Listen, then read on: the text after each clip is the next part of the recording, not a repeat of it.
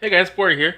Last night we got the update maintenance for this Wednesday. I'm going to be going over everything, stats of all the equipments and of the new unit. So yeah, let's just get right into it. Of course, we've all seen this, it's in the game. We're getting the new water elemental luck unit, Gaia.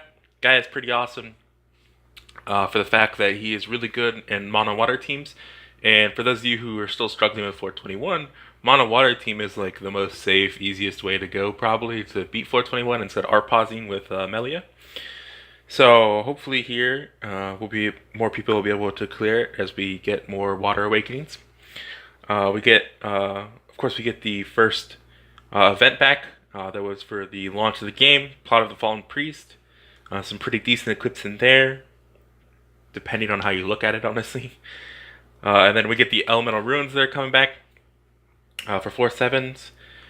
This should be fire, water, earth. This rotation. So I do not have the images for the new equipment and stuff right now, but I'll be sure to make a video as soon as I get them and find them. I just wasn't able to find them this morning. So yeah, let's jump right into it with one of Gaia's equips. The first one here is the sword. Does 4800 water attribute physical damage. For 10 seconds, the enemy's water attribute resistance is 20% down with a break power of 800.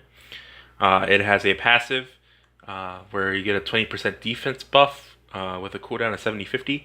The translation for these next two equips says damage and validation 20% defense up. So what I think it means is when you have a damage evalidation active, you get a 20% defense buff. So like when you have something that says resist 800 or 1200 damage, like Iris Bikini and stuff like that. I think that's how these work, unless the translation is just completely wrong. It's just a flat 20% defense buff all the time, which it could be. It'd be something we'll need to test.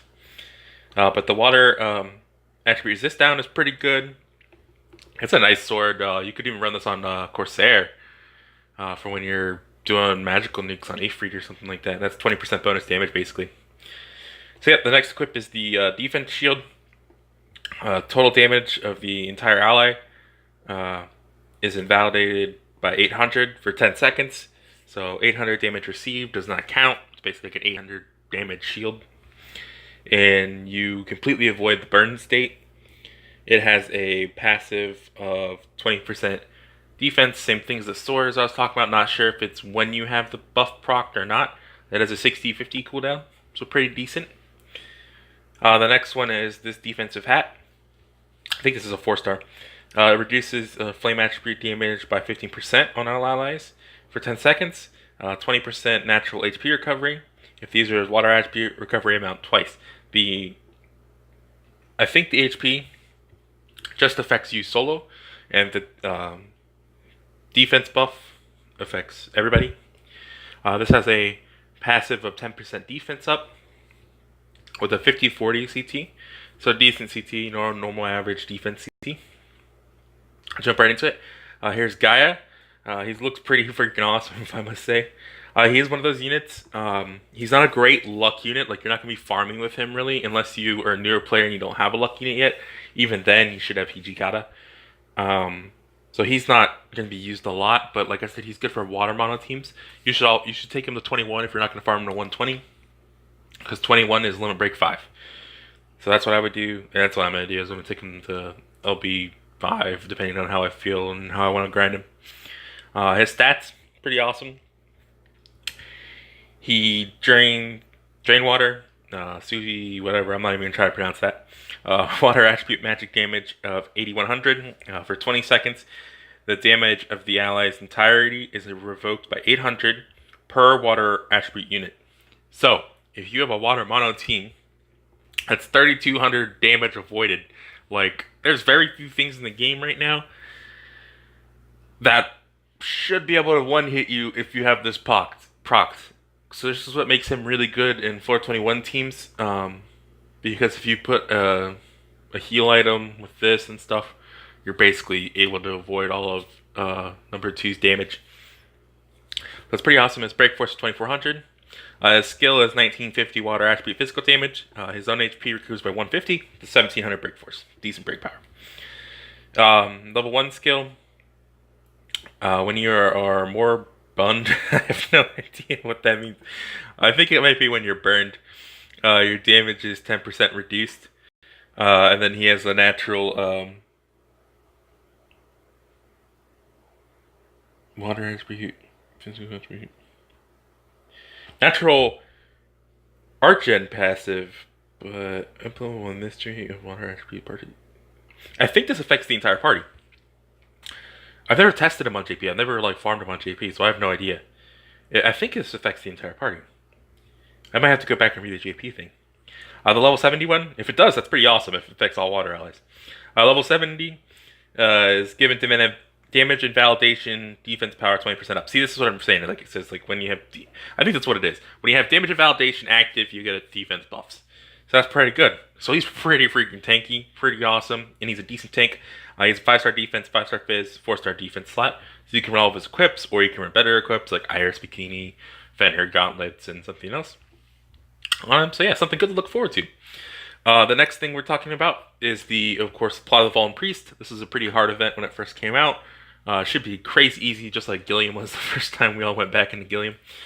So Blaze Staff, 5500, Fire Attribute Magical Damage, Break Power 500, increases all allies' skill gauge recovery speed of all allies by 30% for 10 seconds, 30% skill TT. Pretty decent. This is a fun equip I used to use sometimes. I haven't used it a lot recently because we have better equips. It does give you 5% damage increase to Earth types. And it does have a 65-50 CT time if you max limit break it, which isn't bad. I mean, if you have a bunch of magic slots, I'd run it. Why not? The next one is, of course, Blaze Medicine. This is the one I'm more hyped to farm because I never farmed it. You get 500 HP, and it increases your damage dealt by 10% for 10 seconds. So this is going to be something I'm going to run on Regulus until we get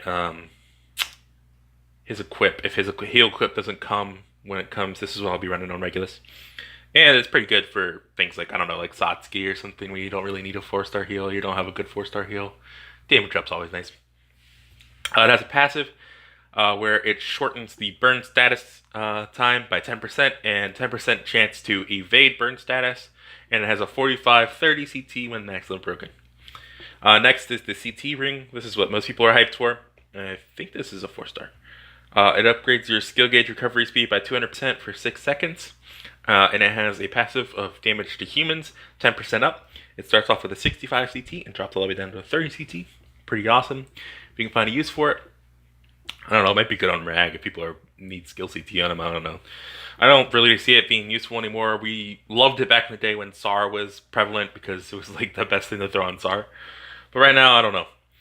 Next we have the gloves, the worst equipment of the bunch, depending on how you look at it.